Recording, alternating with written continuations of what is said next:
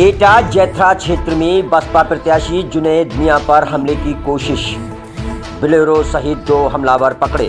एटा 103 विधानसभा अलीगंज के बसपा प्रत्याशी जुनैद मियां जैथरा ब्लॉक में अपने समर्थक रामकिशोर यादव के साथ चुनाव प्रचार कर रहे थे, तभी एक बोलेरो उनका पीछा करने लगी।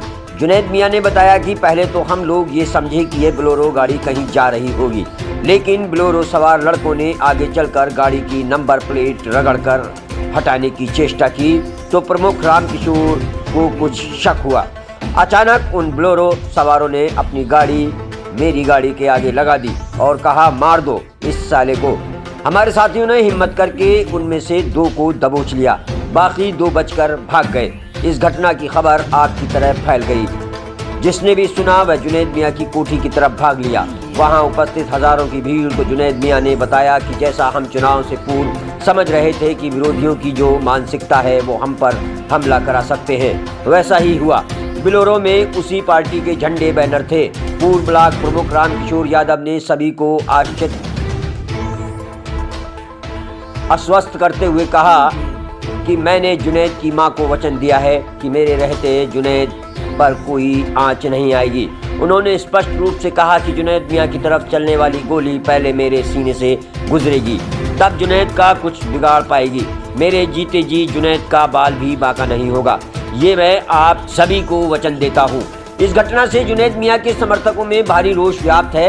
बताते चले, अलीगंज विधानसभा सीट के लिए तृतीय चरण में 20 फरवरी को मतदान होना है और सभी पार्टियां जोर शोर से चुनाव प्रचार में लगी हैं। इस बीच इस तरह की घटना बहुत ही चिंता का विषय है, क्योंकि अलीगंज विधानसभा के चुनाव में पूर्व में होने वाली हिंसाओं का एक इतिहास रहा है। इसलिए स्थानीय प्रशासन को इस तरह की घटनाओं पर अंकुश लगाने के लिए प्रभावी कदम उठाकर ऐसे अराजक तत्वों के खिलाफ कड़ी कार्रवाई करनी होगी, ताकि क्षेत्र में जनता भय मुक्त मतदान करके अपने मताधिकार का उचित प्रयोग कर सके।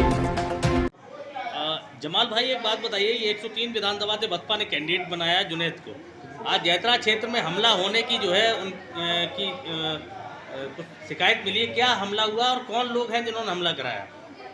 ये जो जुनैद मियां के ऊपर जो जानलेवा हमले की कोशिश की गई है, और वो तो अल्लाह का शुक्र है कि अल्लाह ने उनकी जान को बख्श दिया है।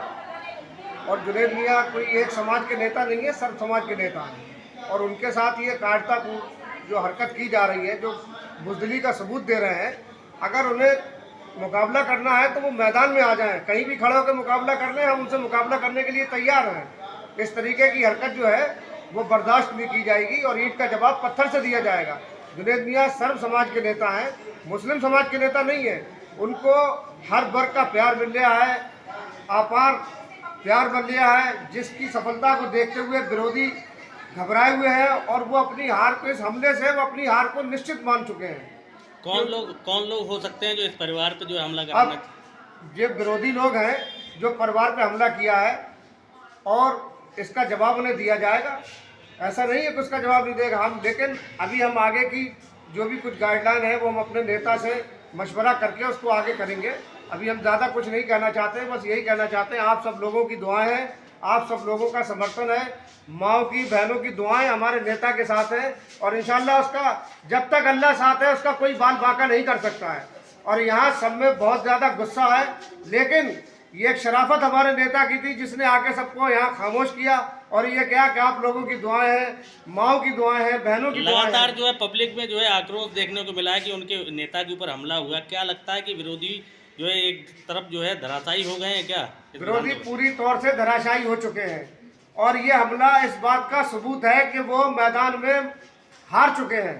वो हमारी लड़ाई में कहीं नहीं है, हमारी उनसे लड़ाई नहीं है। परिवार की सुरक्षा की अगर बात की जाए तो कोई मांग है चुनाव आयोग से आप लोगों की? बिल्कुल हम मांग कर रहे हैं, हमारे परिवार को सुरक्षा दी जाए। हमारे 2 भाई चुनाव क्षेत्र में हैं, दोनों को हम और ज़्यादा मांग करेंगे चुनाव आयोग से कि उनकी सुरक्षा बढ़ाई जाए। तो 3 विधानसभा अलीगंज से जो है बसपा ने कैंडिडेट बनाया है। आज सूचना मिली है आपके यहाँ जो है लोगों की भीड़ लगी है, क्या घटना हुई है और क्या वारदात हुई है? आज तर्जमा के पास एक बंजारों का नगला पड़ता है, वहाँ के लोगों ने बुलाया था, उनकी समस्याएं थी वो सुनने के लिए हम वहाँ पे गए। जब वहाँ पे गए, जाने के बाद जब वहाँ से निकले तो जब रोड पे चल रहे थे तो एक बोलेरो वाइट कलर की कंटिन्यूसली आगे पीछे कर रही थी। उसके बाद नगला बसा पड़ता है जिसके लिए लेफ्ट को टर्न होते हैं। जब नगले की तरफ से आते हैं आगे जाके लेफ्ट को टर्न होते हैं। तो जब हम वहां रुके तो वहां कुछ लोग थे, वो सम्मान करना चाहते थे हमारा। तो वहां पर हमने गाड़ी रोक के उतरे, उन्होंने सम्मान किया वहां पे। वो फिर बोलेरो ने देखा कि जब हम नगला बसा की तरफ टर्न ले रहे हैं तो फिर वो आगे से बैक करके फिर आके हमारे पीछे लग गई। फिर आगे कोने पे एक घर पड़ता है, वहां पे लोगों ने सम्मान किया, वहां उतारा। जब वहां उतारा तो आदरणीय रामकिशोर यादव जी साथ थे हमारे पूरी घटना में। तो वो जब वहां से चले तो बुलेरो वाला अपनी नंबर प्लेट हटा रहा था। हमारा गौर नहीं गया उसकी तरफ, आदरणीय प्रमुख जी ने उसको देख लिया ये करते हुए। उसके बाद जब हम आगे गए, आगे जाके जब हम नगला बसा में घुसे, नगला बसा में 5 से 10 घर मुसलमानों के हैं, बाकी जाटवों के हैं, कुछ कठेरिया समाज के हैं। तो जब वहां गाड़ी घुसने वाली थी अंदर, उससे पहले उन्होंने बुलेरो आगे गाड़ी लगा दी हम लोगों की। कहने लगे पकड़ के मार लो सालों को यहीं पे। उसके बाद जब हम उतर के हमने, जो हमारे साथ सरकारी सुरक्षा है वो भी साथ में थी। उसके बाद जो लड़कों ने उतर के आगे जाके पकड़ा भाग के, तो 5 लोग थे। 5 में से 3 तो भाग गए, 2 को पकड़ लिया था। 2 को पकड़ने के साथ जो उनके साथ करना चाहिए था वो करा। उनके पास करीब 6 मोबाइल निकले 2 लोगों के पास। क्या लगता है कि इस चुनावी समय में, क्योंकि आपका जो है राजनीति से बड़ा सरोकार रहा है और पहली बार जो है बसपा ने आपको कैंडिडेट बनाया है, आपका जन समर्थन देख के क्या लोग बौखलाए हुए हैं क्या?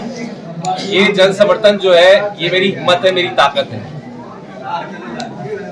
और जिस तरीके से मुझे अगर ये सोच रहे हैं वो किस तरह से डरा लेंगे तो ये उनकी भूल है। और नंदू जी